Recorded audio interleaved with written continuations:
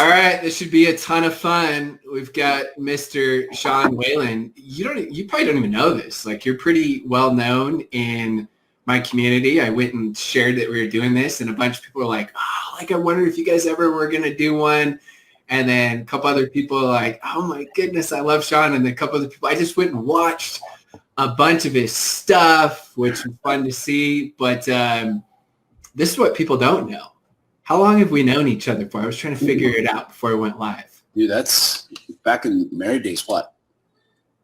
20, probably like 15 years? That's exactly what I thought. I was like, we went boating probably 15 years ago. Because I remember when I got invited to your fights. I couldn't go to it. One of your fights. So that was like 15 years ago, right? Dude, I'm getting old, man.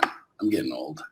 The beard looks amazing, but it's just way more gray now. I mean, there's so much more gray in it. I just got a haircut because you're getting old. You're getting old, dude. Just so you know, like you're getting old as well. But you know, we're still handsome. I mean, look at us. You know what I mean? Yeah, that's crazy. That's a long freaking time. Well, a lot of people haven't heard your story, and I know you've told it a million times. But I love how you talk about your message, and a lot of times people are like, yeah, cliches are cliches because they're timeless principles.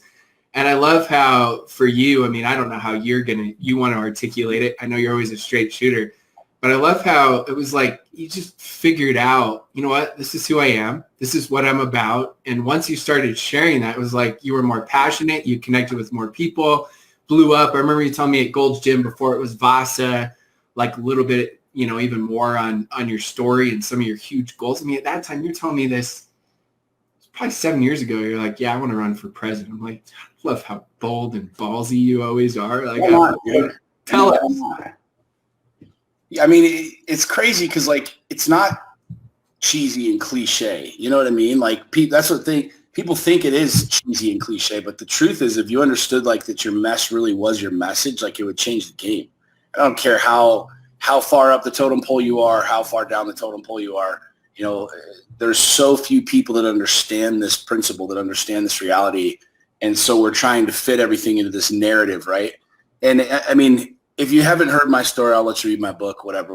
We'll get on to like deeper things and practical tools that you can use with this. But I mean, I was the dude who I was your typical entrepreneur. You know, I raised in a single parent home, built, I mean, you know, you were part of that. Like, I'd show up with a brand new $150,000 ski boat and had the cars and the houses. And did you ever stay in my Vegas house? You stayed in my Vegas house, didn't you? I didn't stay in your Vegas house, but I got to see your Monte Cristo Provo house. Yeah, girls, I know the girls always went down there and they used it all the time, but I don't know.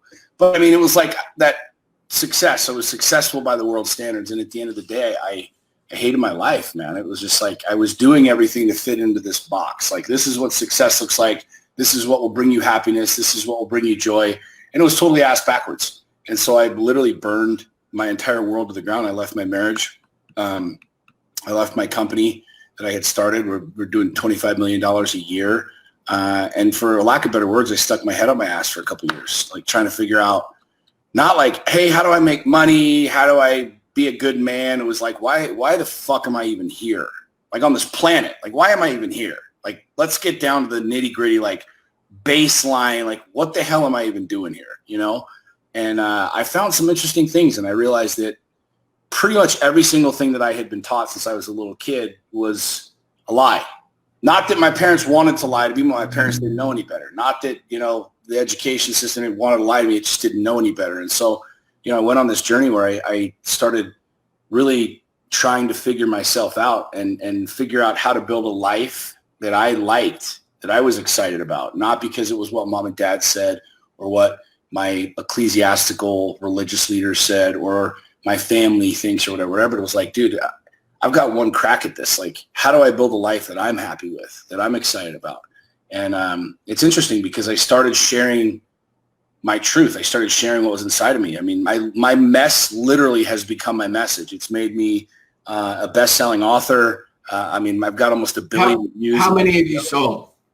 I don't know the exact number. I know there were just over 500,000, 500,000 copies of my book. That's crazy. It's unheard of. Like most published signed authors don't hit that number. And I self-published, no marketing strategies, no publishing company. I was purely organic. But it's because my book literally, it's the same thing that I represent. It's the same thing I share. It's the same thing I teach with people. It's like I shared like my mess, and my mess was me. It was like, here's what I really am. Here's who I really am. Here's what I struggle with. Here's like, it's just like opening the kimono, right? Where most people play the cards so close and they hide everything. We don't talk about sex, money, politics, religion, divorce, depression, bankruptcy. We don't talk about any of these things, right? In a public format, on social media, over Thanksgiving dinner with the family, we don't talk about any of this shit. Yet the truth is everyone is experiencing this stuff in one way, shape, or another every day. We all know somebody that's depressed. We all know somebody who's going through a divorce. We all know somebody's in bankruptcy or struggling financially or has lost the business. Or we're dealing with all of this stuff, but yet we don't talk about anything. We just talk about the weather or the recent polls from Fox and CNN. And it's just like, I kind of took a different course, and I did that for a long time. I played that game for a long time. But then I decided to start doing my own thing and just sharing what was real to me. And it just exploded. It literally exploded. The very first video or very first post that ever went viral was about 5 years ago. And it was literally me talking about my divorce. And it was me talking about how angry I was, how dark it was, how hurt I was, how big of a dick I was. And I really I poured a lot out there. And for the first time in my life, I didn't lie about it and pretend that it was something that it wasn't. And I didn't blame anybody. I was like, no, I was a dick.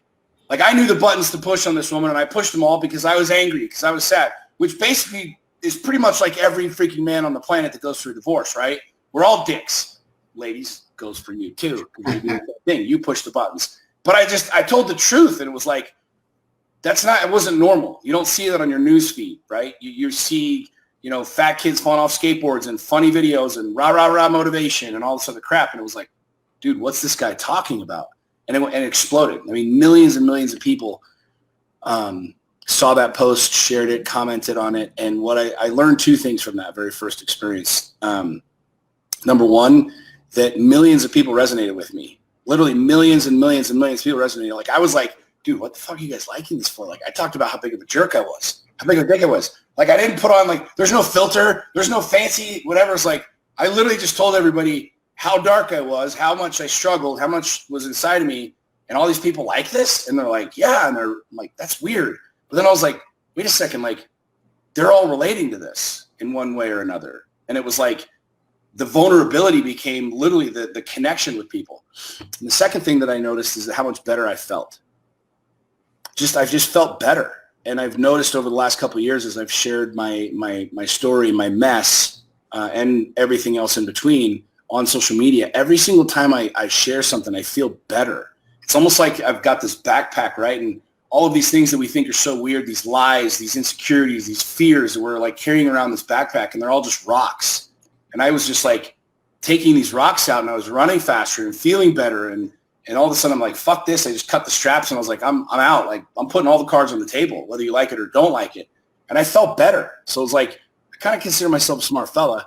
Well, if the equation to building a huge tribe of people and a huge business is becoming vulnerable and sharing everything, and the recipe for me feeling better is to share these things, then why would I not do this? And I've just been on this, insane journey the last 5 years and sharing more and more and more of my story and who I am and where I'm at. And it's just radical connection with people all over the world. It's really fascinating. Well, I remember having a good chat with a friend of ours, Jerem. I'll say his name, Jerem. And Jerem's like, Sean's always going to figure it out. And what he meant by that is he's like, because the dude's just going to keep swinging. He's just going to keep swinging, and you do. And he's like, the world loves boldness. It makes people curious. It's contagious. The world has so many followers that they're looking for that leadership. But I mean, I know it is, but I don't even look at it anymore because I have people that ask me, they see that we're friends on social media. They're like, hey, is this Sean dude? Is he the real deal? I'm like, oh, he's as real as it gets. And I think sometimes people wonder, are you trying to cause controversy? And I look at it as no, just like you said, for you, when you double down on exactly, like, think of all the things all of you think, but you're too scared to say it because what everyone else will think. And Sean's telling you, no, like, your vibe attracts your tribe. Why the crap are you trying to be someone else? It never works. It never fits. Well, dude, I mean, look, I'll give you a perfect example of this. A very, very, very telling example. And for those of you that are trying to be social influencers or want to blow up or want to build a tribe or whatever, there's two really, really, really large, well-known social influencer couples that have both recently announced their divorce. One in the fitness space and one in the health or one in the self-help space. Big, like Oprah, big, massive, selling out arenas, TV shows on nationally syndicated TV. I introduced one of them. Huge. And look, I know one of the couples, and I have nothing but pure love and respect for all of them. But let's talk truth, straight up. Like, if it hurts your feelings, I really don't give a shit. This is truth. The truth is, like, both of these couples were like pissing rainbows and shitting Skittles. Their life was perfect. Like, the filters were perfect. Everything was amazing. The kids, look at the kids. They're perfect. Our dogs are perfect. Our bed's always made it. Everything's just fucking great. For like years. And all of a sudden, like, they dropped this nuclear bomb. And they're like, just kidding. For the last 2 years, our marriage has sucked. The wheels are falling off the bus. We're getting a divorce. And it was like, people were like, what did they just say? Like, are you serious? And here's my point. No judgment around that. I went through a divorce. I get it. But I did what they did. When everybody asked me, how you doing? I'm like, we're good. We're great. We're good. We're great. I was full of shit. I was drowning. And when you think about this for 2 seconds, if you go and you read the comments on a lot of these posts that they've been sharing, people are like, dude, you let us down. You're out here, you're literally writing books about vulnerability and honesty and how to build a marriage. And for 2 fucking years, you've been lying to us. And your life, when you're on social media, it's very public, right? And what happens when you lie? Like, you can lie and lie and lie and lie and lie and lie and lie and lie, right? And then all of a sudden you get caught or something comes out and then no one believes you. No one will believe you. And what's interesting is I have found in my own life, like, the more real I get, the more honest I get about being a father, about having a daughter, having sons, about being an entrepreneur, a business owner, a divorced man, dating again, building all this, multiple businesses, making millions of dollars. Like, the more I share this, like, the more people are attracted to it, right? You might not like what I have to say, okay? You might not like the fact that I like Trump. You might not like the fact that I swear and I use potty words. I didn't even ask you if this was a G-rated show, but really, I don't give a shit. You only got one mode. I know what we're getting. Whatever, right? Well, and you know me well enough, Rob, to know, I mean, I'm like this all the time. Like, when I'm chilling in the hammock, I'm in like 100% chill in the hammock mode. It's like all in with everything that I'm doing. But the truth is, like, as you looked at these couples, you're just like, dude, you're basically a fraud. Like, you're 2 human beings and you're going through your shit, and I empathize with that. But you're lying. You've literally built your entire life and business and written books off lying. You haven't been honest. You've been telling us to go do this work in our marriage, but you haven't been doing it. You've been telling us to go be raw and authentic and honest, but you've literally been lying for 2 years. And what's interesting is when you think about that, like, as you now look at these people moving forward, anything they say, you're like, I don't really know. But, like, when I come to the table and I share something, I don't do what I do and say what I say to rustle people's feathers or whatever. I don't really give a shit about your feathers either way. I don't care whether they're great, whether they're rustle. I don't really care. Like, this is me. Like, I've got one reality, one objective, one mission, and it's to just share me. And at the end of the day, whether it's sex, money, politics, religion, divorce, all of these topics, I'm all in with me. And what I think, what I believe, what I feel is what I share. And I really don't care if you like it or don't, right? It's kind of like the saying when you want to apply this to business. When you try and sell everyone, you sell no one. And what these 2 couples have done is they've basically tried to tell the entire world what it's like to build this amazing world and this amazing life and how to do all these other things. And now as you're looking at them, you're like, you're totally full of shit. So moving forward, I don't really care what you have to say. Now, there'll be some people that'll be like, oh, they're going through the hard time and da-da-da-da. That's all fine and dandy, right? There's a sucker for everything. But I have found that I'm attracted to truth. I want to follow people that are raw, that talk about, like, not just talking about how you present, like whether you're animated or you're up, whatever. But I want real, I mean, the world is starving for truth, man. The world is starving for truth, like literally starving. And here we are trying to figure out how to win the masses on social media by crafting some fancy pants, blah, blah, blah message. And it's all bullshit. And people can smell bullshit from a mile away. And then when you get exposed, if you will, like these couples, it's like, why didn't you just tell us the truth? Like both of these couples, it's really fascinating if you think about it. Every single couple, and you know this, Rob, I mean, you guys struggle. You have your ups, you have your downs, you have good days, you have bad days. You have times that you go through things and you get counselors or therapists or whatever it is. Like, there's no perfect relationship out there. So the reality is if you shared your own personal struggles, your mess, you actually relate more to people than if you just try and lie to them. More people will feel like they know you, they're connected to you, than if you try and lie. And I think that's what I really love about the social media platform specifically is you might not like my politics, you might not like whatever, but at least you know where I stand. And you know that what I'm speaking is from my heart and it's true. You might not like it. I don't really care. Again, any platform, any topic.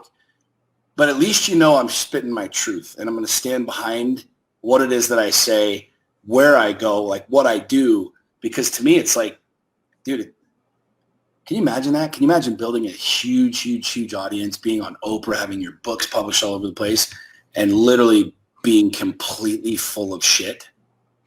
Like, oh yeah, just kidding. Our marriages, we're getting divorced and it's been crappy for 2 years. Why have you been telling us all this other shit?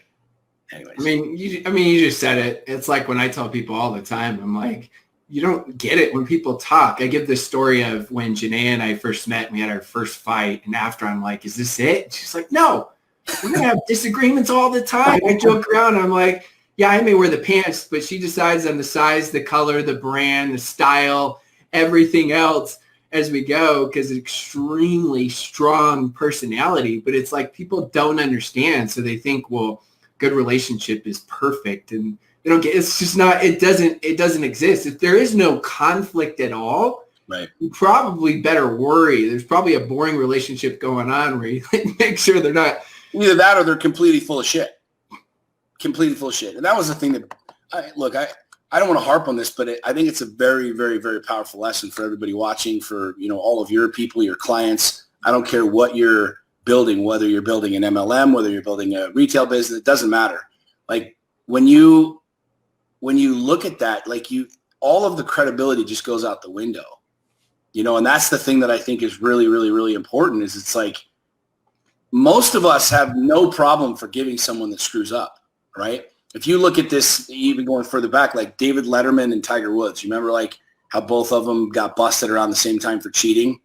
Like big time headline news, David Letterman gets busted. The day that David Letterman gets busted, the next night on his show, he just says, I screwed up. I fucked up. I lied to a lot of people. I deceived a lot of people. And guess what happened? Like people empathized with him. They felt for him. Like his ratings went up. People really liked that because he told them the truth. Where Tiger Woods was like, no, I didn't do anything. It wasn't me. And then like he just got absolutely slaughtered by the media, by the court of public opinion. And it's fascinating because I truly think that like most people, they empathize with you even more. They connect with you even more when they know that you're willing to share the darkness, when you're willing to share that it's not all sunshine and roses. And you have to be in a place where you're really good with that. Like I got to a place where I just got tired of lying. I got tired of putting on the face. I got tired of like pretending all is well. And it was like, I just kind of threw my hands up and like, no, dude, it's not. I talk about it still today. I struggle with, dark thoughts and depression, and that's real. And it comes into my head, and I have things and, tools and strategies, but like trying to be this perfect influencer who never has dark days, who never struggles, and any of this other stuff. It's like, it's all crap. Like, why not just give people truth, Well, I mean, you even go in depth. I mean, people will learn more about your story, and a lot of people have read your book. A lot haven't, but I mean, you even go so in depth to talk about suicide, which so many people are so scared to talk about. And especially a lot of these macho men, right? Where they feel like it's just like, I can't talk about it or anything like that. And I've seen you do several polls and how many people have considered it, bringing awareness to it, how many people have gone through or go through depression. Even when you have your bad days, like you share it, like just had some deep, dark thoughts, which I think sometimes people think, well, yeah, now Sean's reached even another level of success, almost 1 billion views between, all the different platforms. But even still, you share it. I mean, yeah, you've learned how to cope with it, but it's reality. It's life. Yeah, I was in Arizona 2 years ago talking to a huge group of people. I think it was 600 people, 600 or 700 people there. And it was marketing. We were talking about social media strategies and marketing. And in the middle of it, it was like, when God talks to me, I got to listen, right? And he's like, okay, stop. You need to ask everybody this question. I'm like, oh, shit, here we go. Anyways, we're talking about social media marketing. And I said, let me ask you guys a question. I said, and this is this huge amphitheater, right? And everybody's just like in this big bowl, and it was really cool. I said, how many of you ever thought about killing yourself? And it was like the car crash, like everybody's watching in slow motion, like, what's Whalen going to say? Like, the wheels are falling off the bus. I said, no, stick with me for a second. I said, how many of you have ever thought about killing yourself? I'm not saying you're suicidal. I'm not saying that there's anything wrong with you. I'm not saying there's anything crazy. But at some point in your life, like, you've thought about suicide in one way. And I'm not talking, it might not even have been dark, but it might have been like, you're driving down the freeway like, man, what would it be like if I just slam my car into something? Like, whatever it is, right? Most people, like, they shy away from that. And they're like, oh, I've never thought about that. And I swear to God, dude, I said, how many of you thought about this? I said, raise your hand.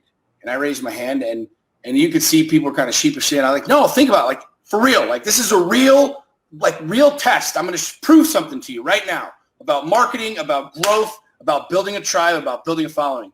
I said, raise your hand. And dude, damn near every hand went up in that room. I mean, literally 99% of the hands went up in the room. And I said, I want you to look around. Like, we're talking about marketing. There's 600 or 700 people in this room.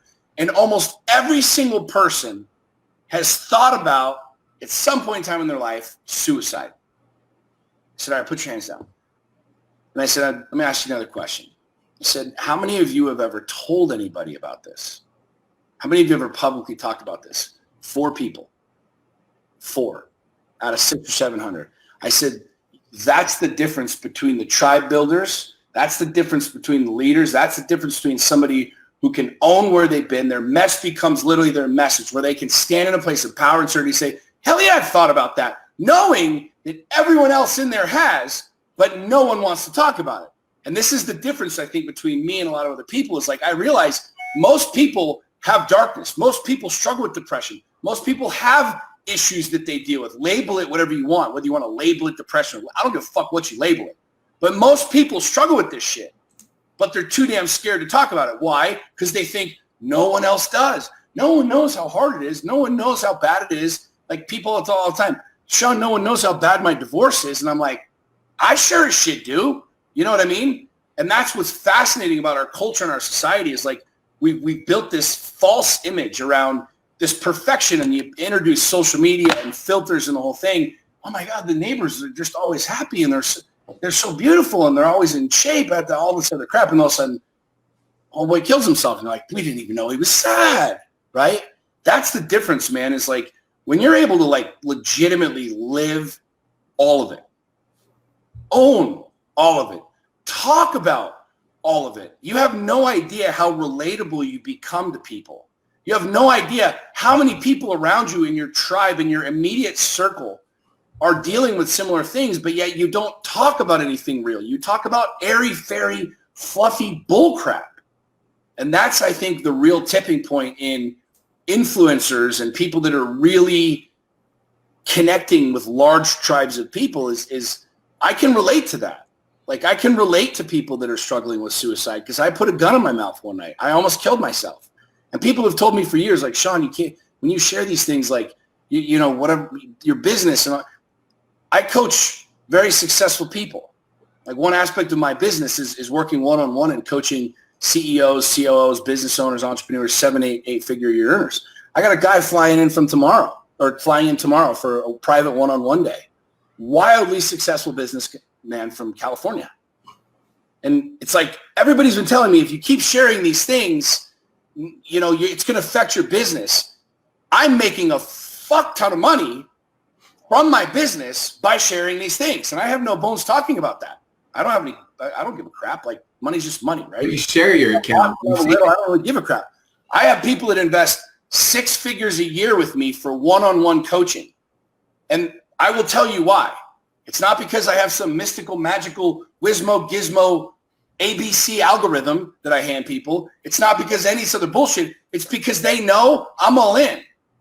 And most of my clients that come to me, most of the people that want to work with me, it's not about how do I scale my business? How do I grow my business? They're like, you're already a multimillionaire, bro. They're all coming to me saying, shit, dude, like, I'm 40, 45 years old, and I'm not living life. I'm where you were 10 years ago. I'm burning the candle at both ends. I'm a total liar. I hate my life. How do I literally, like, open my world up and start living life? And so it's fascinating how I've literally proven it all wrong. I've proven the fact that, like, you can share your light, your dark, you can share suicide, you can talk about depression, you can talk about addiction, you can talk about all of these things and actually make more money than if you don't. Yeah, but Sean, you're special. No, dude, no. I grew up in a single parent home. There's no silver spoon around me. You see my websites, it's all generic. It's simple. It's basic. I've just chosen to go down a path that brings me back to that very first post. The very first post that goes viral. And I remember it every single day as I share and as I talk, like, people resonate with truth. People want truth. People love truth. They're connected to it. They need it. They're starving for it. If someone's starving, wouldn't you like to be the person with food? I mean, from a capitalistic standpoint, this whole group is starving. Hey, I got a dump truck full of food. Want some food? There you go. It's a very, very, very simple mathematical equation, right? And the second thing, I felt better. I continue to feel better. My life gets better. My income goes up.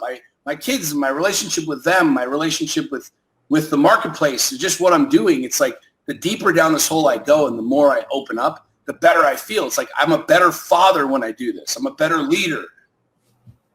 Yet we're trying to fit inside of this small box and put the perfect filter on so that somebody will buy our whizmos and gizmos and bullcrap.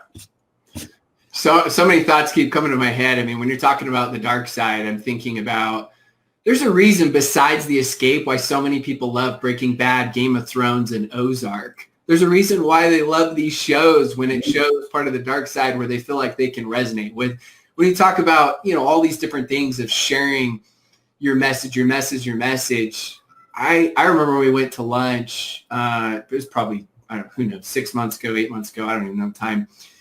And you were telling me different things, like we won't say what, but just different things that your kids were sharing with you. I love it. Like, you're so, like, when we say open, I mean, like, this conversation that you're all listening right now. We're talking next level openness. And I looking around, looking at the parents, that it doesn't matter. It matters. But the biggest thing is the communication with their kids. When I look at the biggest indicator of success with kids, I've seen families that you and I know, it's like so rigid. They're doing everything you're supposed to with religion and church. And then they've got, I'm doing this Monday night, I'm doing this and this and this, and kids completely screwed up. And I've seen other families, right? It's not to say it's because of that. It's not. But I've seen other families that aren't part of religion at all, and they have this structure as far as communication goes. And so it's not to say religion good or bad. I'm not even talking about that. I'm talking about the communication aspect, which you've been really good. And before I forget, I haven't even said this yet. We haven't announced this. Sean's going to be coming to the next mastermind here in Sundance, Utah. He lives real close. Maybe he'll just come up on your Harley, right? Have a little fun. Get up there. But yeah, that's going to be pretty epic at the master. We're going to have you come to, Nevis is coming, I think, to Bora Bora. You should just come to Bora Bora as well. All hang out. What the fuck? Come on, bro. That's Bora ridiculous. I'm in Bora Bora. I wanted to go there on my honeymoon, but I couldn't afford it. So I think I can afford it now. So let's go to Bora Bora. Yeah, dude, the communication, I'm in for both, by the way. I'm in for both. Wherever, man. I like what you're doing. I love the tribe, and I don't do a lot of speaking at all anymore. I enjoy it, but I just have chosen to be very, very, very selective with where I speak and where I spend my time, because there's a lot of places out there that are just like, they're just peddling their crap, and I'm not in that game. Like, I want to add as much value while I have breath in my lungs. But yeah, the communication thing, man, it's like we think somehow that our kids aren't going to, that we're different, right? You remember your parents tried to put you in a bubble, and why? Because. And it's just like, I realize my kids are smart as shit, man. They're so smart. They're so intuitive. Like, they're so freaking smart. And it's like, why would you lie to them? Why would you pretend that somehow they're isolated and we want to keep them safe and we want to blah, blah, blah, blah, blah. It's like, dude, like when I was growing up, I knew where all the kids in the neighborhood were by like whose house like the bikes were in front of. We didn't have any of this shit. We didn't have any of this stuff, man. And you think about where kids are at now.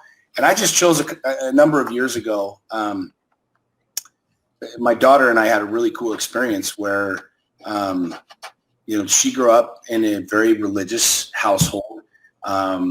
We raised her in the Mormon church, and after my divorce, it was like I kind of went away from religion. I didn't curse the church. Oh, screw God! Like I'm more spiritual than I've ever been in my entire life. I just was like, I don't know if religion is the game for me, and I went on a quest. Like it was never this is right, this is wrong. It's like I want more, right?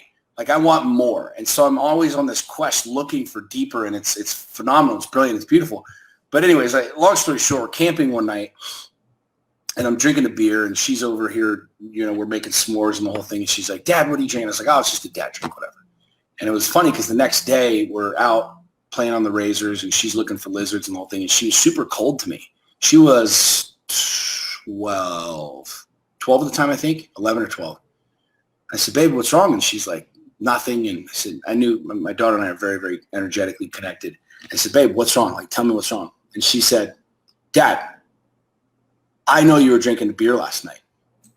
And I was like, okay. And she's like, I don't care if you drink a beer, Dad, but I don't like that you lied to me about it. And I was like, it's kind of like that, bam. I mean, she just drop kicked me, right? And I sat there and I looked at her, and it was like, holy shit, this is my oldest child. This is my daughter, right? And I looked at her and I said, honey, I apologize for that. And I said, you have my word. I will never lie to you again. And from that moment on, I just chose not to just not lie to my kids, but I chose to go all in with my kids. And I realized that if I want these children to experience the wholeness of life, to really become independent. Like people ask me all the time, what's your legacy? What's legacy? Legacy to me isn't about temporal shit. It's not about money. It's not about assets. It's not about anything. My legacy and my 3 kids. Like I don't want to leave my kids anything. I hope that I burn through every dollar that I have like nothing when I die. Like I got a gun collection, a couple race cars, and some cool shit. Like I don't want to have anything. I want to empower my 3 kids to be able to build their own worlds, build their own legacies, build their own dreams, build their own fortunes, right? And so I chose from that moment on. It was like, it's not that I just won't lie to them. I'm going to be all in with my kids. And I think for me, that's probably been one of the best decisions that I ever made as a father. And there's a lot of people that critique the shit out of that. There's a lot of people that tell me, you say this and you say that and you do this. And I go live with my kids all the time. And we just do Q&A and stuff like that. And how can you swear on your children? And how can you do this? And how can you do that? It's like, look, man, if you think somehow your kid is never going to touch the stove, you're an idiot. Why? Because we all touch the fucking stove. Mom and Dad said, don't touch the stove. And what did we all do? We all touched the fucking stove. If you think somehow you're special and your kid's different and your kid's never going to touch the stove, you're an idiot. So I just decided, I'm like, you know what? I'm just going to stand by my kids, and I'm going to not just tell them how to live life, but I'm going to show them.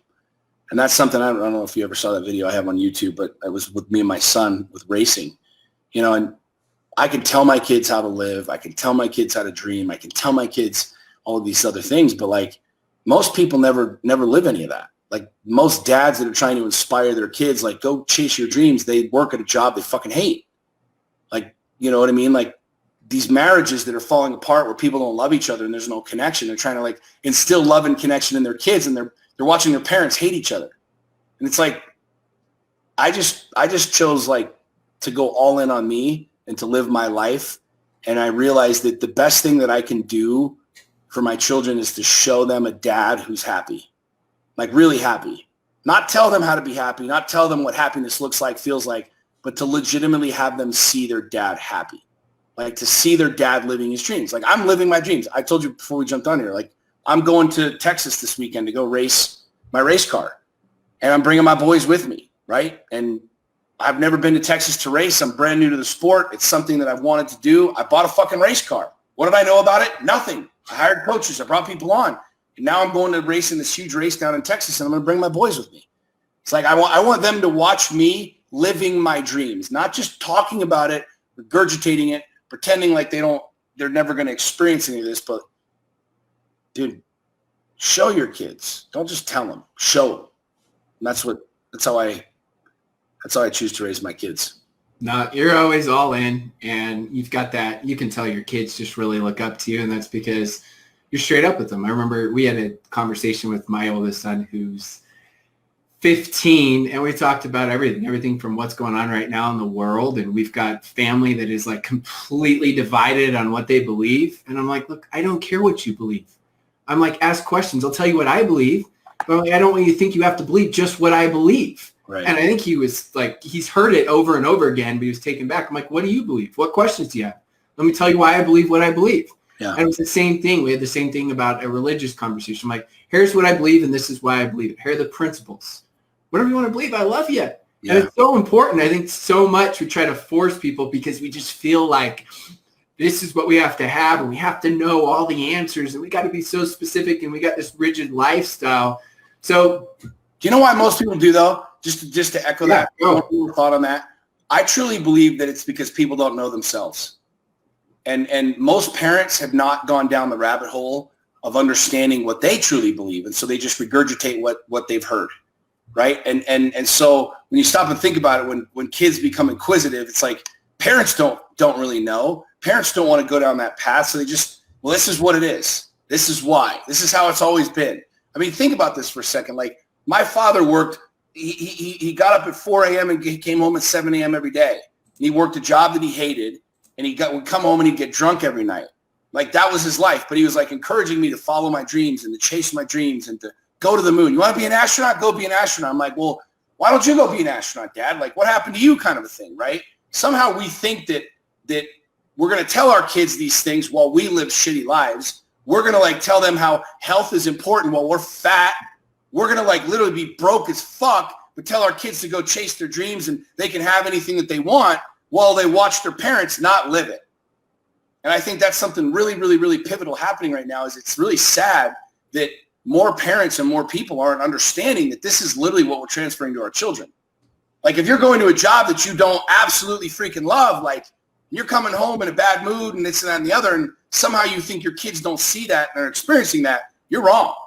You know, and I think the same conversation with like with religion you were just talking about. My daughter has so many amazing experiences with my daughter. She came to the house for the weekend. This is 3-4 years ago. Another mood. I'm like, what's wrong? What's wrong? What's wrong? Nothing. Long story short, I pull her aside. I'm like, babe, what's wrong? Dad, I'm confused, okay? Mom says because you smoke cigars and you drink whiskey, you're going to go to hell. Like, this is not approved. We can't do these things. And the church says, and I was like, inside, I'm like, yes, here we go, right? And I sat down and had a 3-hour conversation with my daughter. It was without question one of the most beautiful conversations I've ever had with any human being. And we sat there, we just like knee to knee. We just sat Indian style on the floor. And I was just like, so what do you think? Like, what do you believe? Forget the books. We're not going to read anything. Like, how do you feel? Like, if God came down right now, what would happen? Like, would he say, Dad, you're a bad dad? Or would Dad be an okay dad? What do you think? Dude, we had this, like, mind-bending conversation. And it was because I had gone down that path. And I started asking myself these questions. And I started exploring outside of the bubble that I was living in. I started realizing that, like, you know, we can regurgitate the same thing these kids over and over and over again. Don't touch stove, don't touch stove, don't touch stove, don't touch stove. They're going to touch the stove. You know what I'm saying? Dude, we had one of the most ridiculously cool conversations. Literally, I swear to God, that I've had with any human being ever. Just talking about God and, like, the connection and what she believes and what she doesn't know. She's like, I don't know. And I'm like, I don't know either. Yeah. I think I know. I've read the books. Like, this is what I think, but I don't know either. Which is okay. Dude, it was so rad. But I mean, bringing it all full circle as a parent, there's nothing more beautiful to me than having these kinds of conversations with my kids and letting my kids see, showing my kids intentionally that, like, this is life. Like, they're watching me live life. You know what I'm saying? It's so freaking cool, man. Yeah, well, the important thing as well is when you're raising your kids to be leaders and they know who they are. They've got to know who they are. And part of that is, like you said, they're going to touch the stove. They're going to go through different messes, different challenges, different things. It's just part of life. So tell us about meters. We've been meeting about this, talking about this for well over a year. I know we got chaos in the world right now, which I think is just going to set up for even a bigger launch. I know it's already partially launched, but I'm excited to hear more about it. Tell everybody what they need to know and hear about for meters. Well, with meters, I had an idea back in 2014. I wrote it down. I just said Tinder for businesses, and I have a screenshot and we framed it, and the whole thing was like the original idea.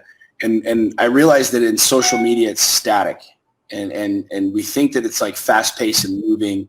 And in some ways it is, but in more ways it's not. What I mean by that is somebody I realized that the lifeblood of my businesses, of growth, of expansion, of sales is relationships, meeting new people, connecting, expanding, growing.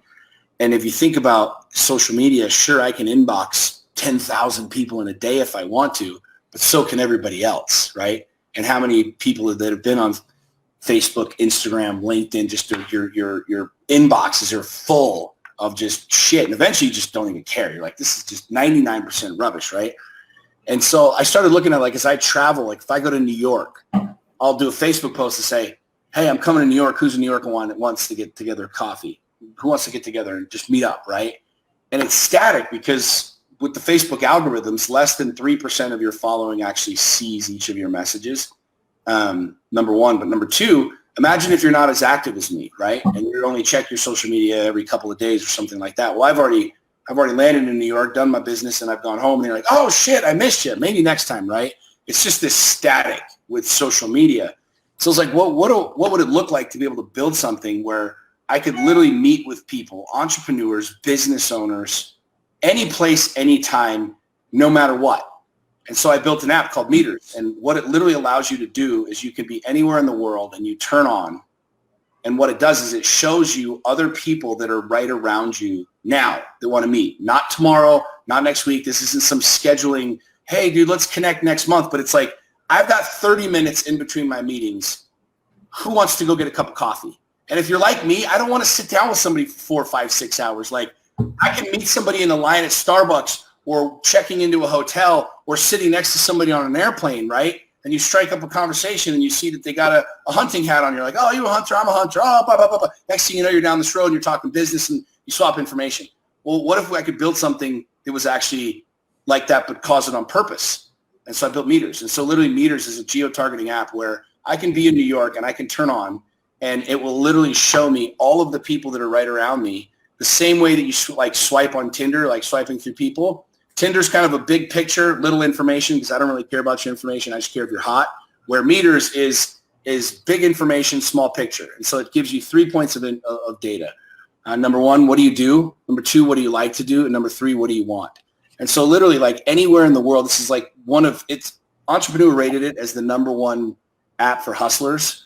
So it literally, it's an app that allows you to turn on and you could just literally click meet new people, meet cool people. I click on that and it will show me anybody around me that's live right now. And so you swipe through and you're like, oh, this Rob guy, he looks cool. He likes business. He likes network marketing and he likes freaking going to Montana. I like Montana too. And I literally send you a request and while you're on, it pings you and says, hey, Sean's 3 blocks away and he wants to meet with you right now. Then it pops you into an SMS feature and you guys you take it from there. So it's Entrepreneur rated as the #1 business app for hustlers. And it's the whole COVID thing put a damper on can't meet with anybody. Like we're all locked in our houses and shit. So a face-to-face meeting app doesn't really work, but it's cool because it allowed us to do a few other things with it. But we launched it last year, grew like crazy. Obviously, the COVID thing happened, so it slowed down quite a bit. But it's in the App Store, it's in Google, it's available for Droids and the iPhone, and we're getting ready to turn it back on like big time. But you think about from like a network marketing space, right? Like, what's the number one need? When you and I have talked about the number one struggle? It's leads. People. Once you hit your warm market, you've already spammed everybody and inboxed everybody and hit all your neighbors to sell your freaking lotions and potions and whatever else. Who the fuck do you talk to, right? Oh, you just hit a social media post? Well, imagine if you just turned on this app and you were constantly meeting new people, building relationships, finding out who they are. I mean, you and I might meet and we might have nothing in common. Like, oh, whatever, but you got to meet my cousin.